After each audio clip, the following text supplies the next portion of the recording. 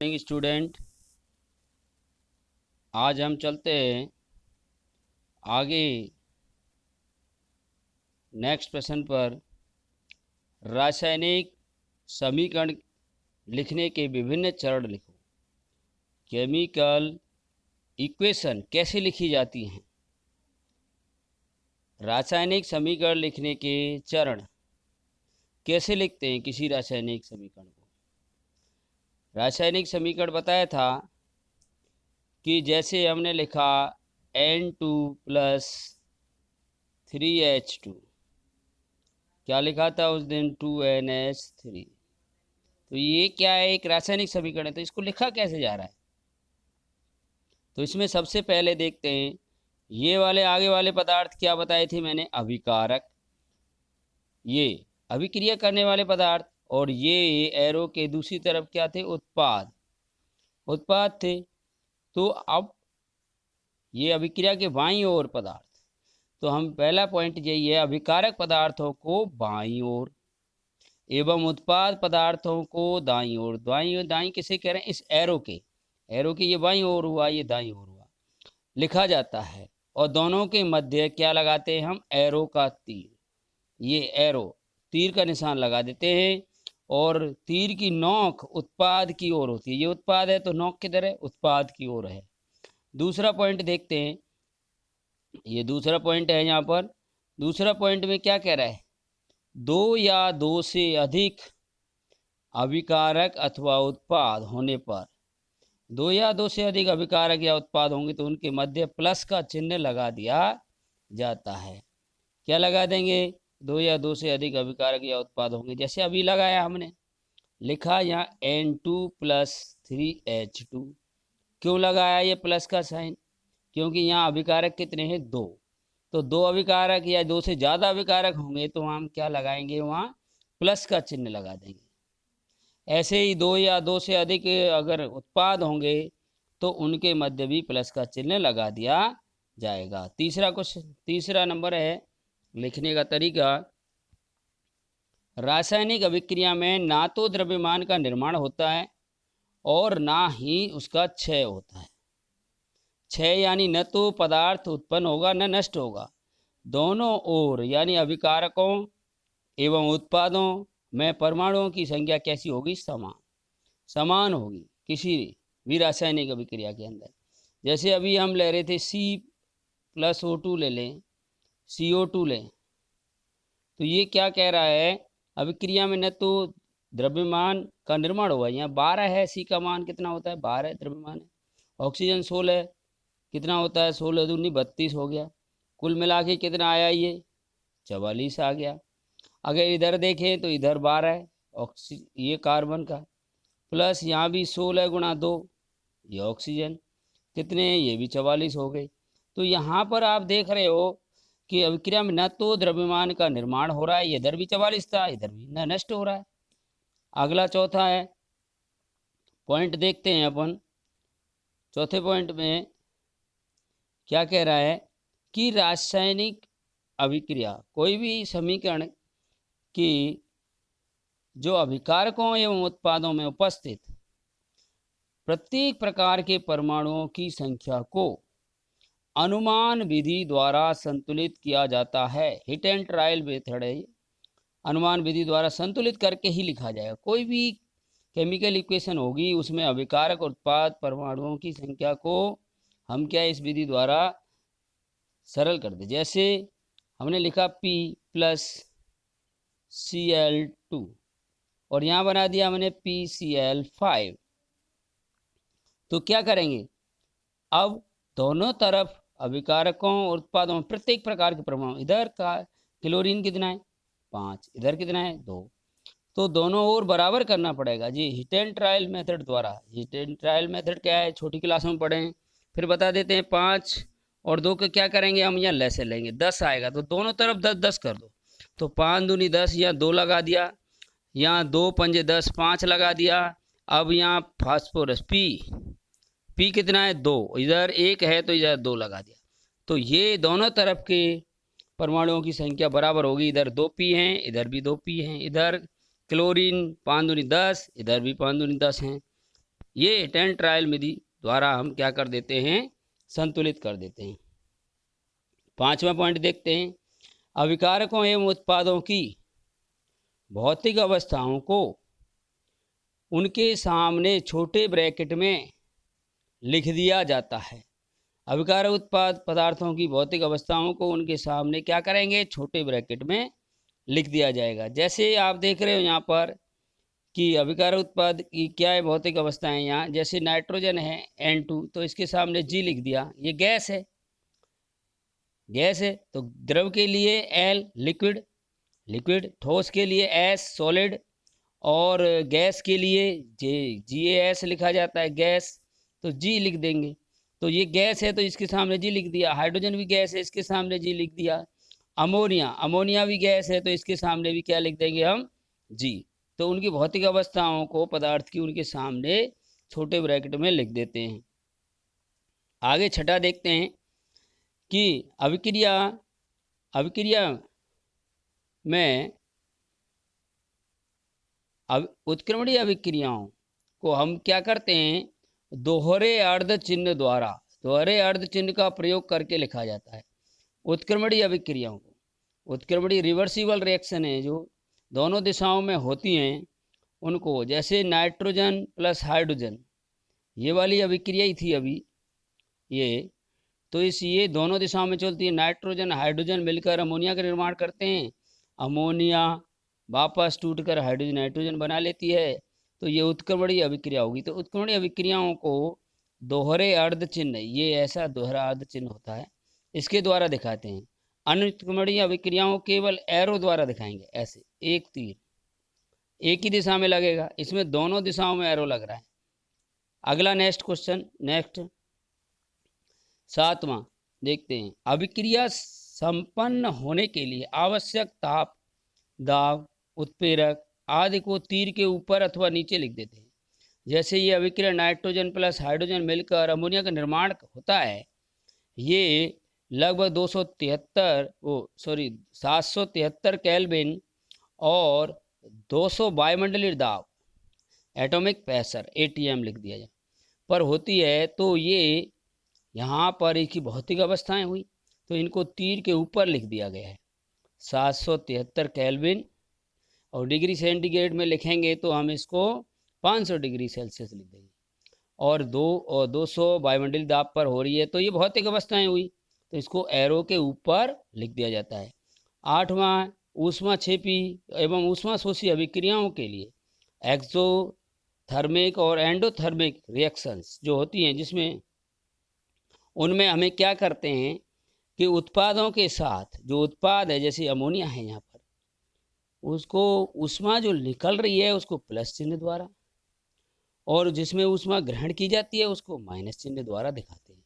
तो ये ऊपर वाली अभिक्रिया में ऊष्मा निकल रही है तो ये ऊष्मा क्षेपी अभिक्रिया है, तो इसको प्लस चिन्ह द्वारा दिखा देंगे ऊष्मा को, और ऊष्मा शोषी में एंडोथर्मिक में माइनस चिन्ह द्वारा दिखाएंगे। तो ये नाइट्रोजन प्लस हाइड्रोजन अमोनिया का निर्माण होता है, उसमें ऊष्मा उत्सर्जित होती है, इसलिए ये अभिक्रिया ऊष्मा क्षेपी है, एक्सोथर्मिक है। लगभग इसमें 10.5 किलो जूल पर मोल ऊष्मा उत्सर्जित होती है। ऐसे ही नाइट्रोजन प्लस ऑक्सीजन, नाइट्रोजन और ऑक्सीजन मिलकर क्या बना रहे हैं, NO2 का निर्माण कर रहे हैं। तो ये NO2 का निर्माण जब होता है, जब हम यहाँ पर ऊष्मा देते हैं, तो इसमें ऊष्मा ली जा रही है, इसलिए ये एंडोथर्मिक है, तो इसमें माइनस चिन्ह द्वारा दिखा देते हैं। तो ये भी रासायनिक समीकरण बताते हैं कि यह अभिक्रिया ऊष्माक्षेपी है या ऊष्माशोषी है। अब देखते हैं रासायनिक समीकरण की विशेषताएं क्या हैं। प्रॉपर्टीज ऑफ केमिकल इक्वेशन क्या है, रासायनिक समीकरण की विशेषताएं। तो पहली विशेषता है अभिकारक एवं उत्पाद। अभिकारक है अभिक्रिया करने वाले पदार्थ, और उत्पादों जो प्रोडक्ट्स हैं में अणुओं की संख्या कैसी होती है, समान, द्रव्यमान, और ये संपूर्ण जानकारी देता है कोई भी समीकरण। जैसे हमने बताया, अभी लिखा था यहाँ पर नाइट्रोजन प्लस हाइड्रोजन बैलेंस करके लिख देते हैं 2NH3, तो ये क्या कहना चाह रहा है पॉइंट, वो समझिएगा। ये पॉइंट में बताया जा रहा है कि किसी रासायनिक समीकरण के में जो होगा अणुओं की संख्या, अब यहाँ अणुओं की संख्या कितनी है देखते हैं। N2 के एक अणु है, हाइड्रोजन के 3 अणु हैं, 2 अणु अमोनिया का निर्माण कर रहे हैं। तो यहाँ पर आप देखिए ये कह रहा है अणुओं की संख्या, तो ये एक रासायनिक समीकरण है। इसमें नाइट्रोजन का यहाँ पर कुछ नहीं है, तो एक अणु है, तो यहाँ 2 हैं, यहाँ 3 हैं। द्रव्यमान अभी बताया था, इसका हम द्रव्यमान लगा सकते हैं 14 दूनी 28, नाइट्रोजन 14 होता है, हाइड्रोजन 1 होता है, इसका 6, और इसका कितना हो गया यहाँ पर नाइट्रोजन 14 प्लस हाइड्रोजन 3 है, तो 3 17 17 दूनी 34।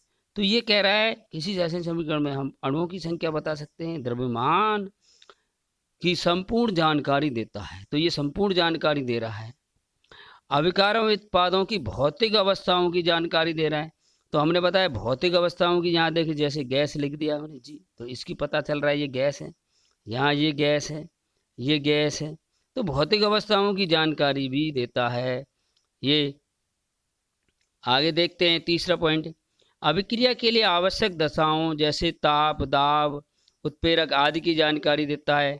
अभी बताया ताप, दाब, उत्प्रेरक को कहाँ लिखा जाता है, जैसे ये, तो ये देखो यहाँ पर कितने ताप पर हो रही है, कितने दाब पर हो रही है, इसकी जानकारी दे रहा है यहाँ पर। तो ये रासायनिक समीकरण क्या कर रहा है, ताप दाब की जानकारी देता है। अगला पॉइंट देखते हैं, ऊष्मा क्षेपीय ऊष्मा शोषी अभिक्रियाओं की जानकारी प्रस्तुत करता है। कैसे प्रस्तुत करता है कि जिसमें यहाँ पीछे जाके यहाँ पर प्लस के साथ ऊष्मा हो तो ऊष्मा क्षेपी होगी, उत्पाद के साथ प्लस लग रहा हो उत्पाद के साथ, और उत्पाद के साथ यदि माइनस का लग रहा हो तो ऊष्मा शोषी होगी। यदि ये ऊष्मा अभिकारक के साथ दी है तो या तो आप पक्षांतर कर लो इसको, अन्यथा इसका उल्टा लगाएंगे। भाई अगर इधर लाते हैं इसको प्लस ऊष्मा को तो माइनस हो जाएगी, और इसमें माइनस की है तो प्लस हो जाएगी। तो आप तो एक ही ध्यान रखो, राइट साइड में अगर प्लस है तो ऊष्मा क्षेपी होगी उत्पाद के साथ, और अगर माइनस है तो ऊष्मा शोषी होगी। तो इसकी जानकारी ये समीकरण दे रहा है। अगला पॉइंट देखते हैं, अभिक्रिया की उत्क्रमणिता एवं अनुत्क्रमणिता की जानकारी प्रस्तुत करता है। ये कैसे करेगा भाई, यदि आप देख रहे हैं कि ये दोहरा अर्ध चिन्ह लग रहा है तो आप समझो उत्क्रमणीय अभिक्रिया है। अगर एक ही दिशा में एरो लग रहा है, जैसे ये नीचे लग रहा है N2 वाला प्लस 2O2, तो अनुत्क्रमणीय अभिक्रिया है। तो इनकी जानकारी रासायनिक समीकरण द्वारा पता लग जाती है।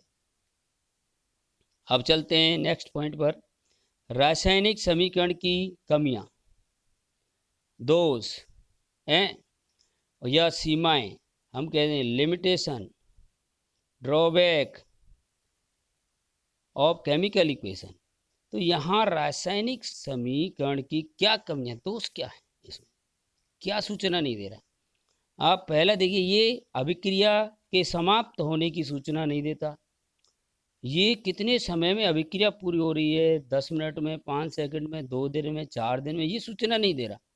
तो ये इसकी क्या हुई कमी, कितनी समय में हो रही।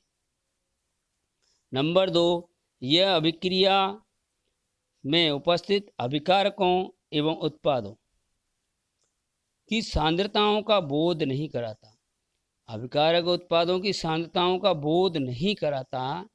जैसे हम लिख रहे हैं यहाँ पर नाइट्रोजन N2 प्लस 3H2, तो इनकी सांद्रताएं क्या हैं, NY20 NY10, यानी कितना गाढ़ा या पतला, सांद्रताएं आप ये समझो ये कितनी मात्रा में, इसकी जानकारी समीकरण नहीं दे रहा। सांद्रताओं की जानकारी नहीं दे रहा, कितना सांद्र है, NY10 NY20 कौन सा है, इसकी जानकारी नहीं देता। तो ये क्या होगी रासायनिक समीकरण के दोष, डिमेरिट्स, कमियां कहते हैं हम इसको। अब चलते हैं संयोजन या योगशील अभिक्रिया को एक उदाहरण देकर समझाइए। संयोजन, एडिशन, या कॉम्बिनेशन रिएक्शन बोल सकते हैं। संयोजन का मतलब क्या हुआ स्टूडेंटों? जुड़ना। संयोजन का मतलब क्या है? जोड़ना। योग का मतलब क्या है? जोड़ना। अब जुड़ेगी कोई चीज़ तो जुड़ने के लिए दो या दो से अधिक चीज़ होनी चाहिए। तो इसमें क्या है? संयोजन। संयोजन में क्या होगा? योग होगा। किसका? अभिकारकों का।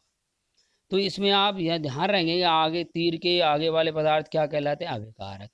तो ये आगे तो दो या दो से अधिक होंगे, हर एक रिएक्शन में देख लो, और पीछे एकल उत्पाद बनेगा। इसमें आगे दो या दो से ज़्यादा होंगे, पीछे कितना होगा? केवल एक, क्योंकि इसमें संयोजन हो रहा है, जुड़ रहा है। जब दो या दो से अधिक चीज जुड़कर एक बन जाए तभी तो हम कहेंगे जुड़ गई।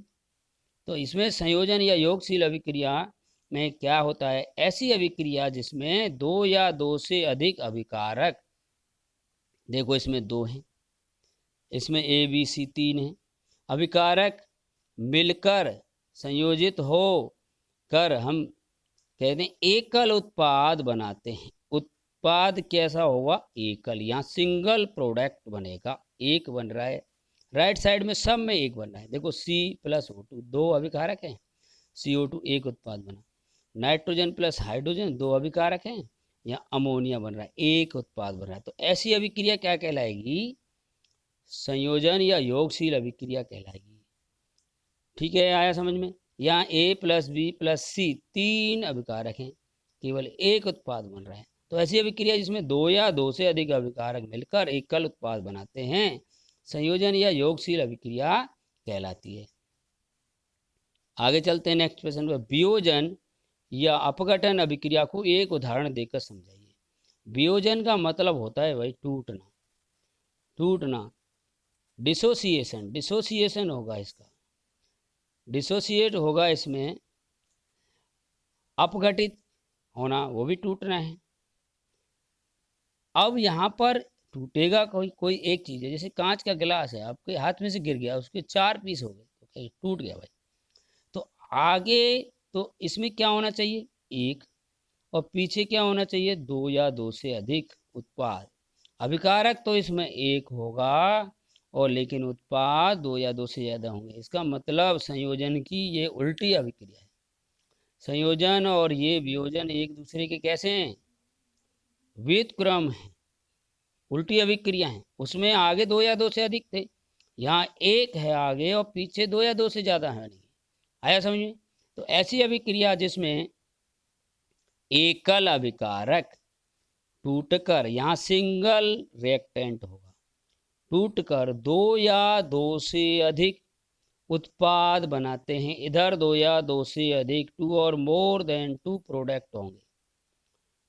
तो ये अभिक्रिया क्या कहलाएगी? अपघटन या वियोजन अभिक्रिया कहलाएगी। जैसे 2HI, देखो यहाँ एक है अभिकारक हो गया, इधर दो उत्पाद बनने हाइड्रोजन और आयोडीन। इधर अमोनिया, ये दोनों अभिक्रिया बताई थी उत्क्रमणीय, तो अमोनिया टूटकर नाइट्रोजन और हाइड्रोजन बना रही है। तो ये भी क्या हो गई? अब इसको लिखेंगे हम वियोजन में। अगर N2+3H2 लिखो तो संयोजन में हो जाएगी।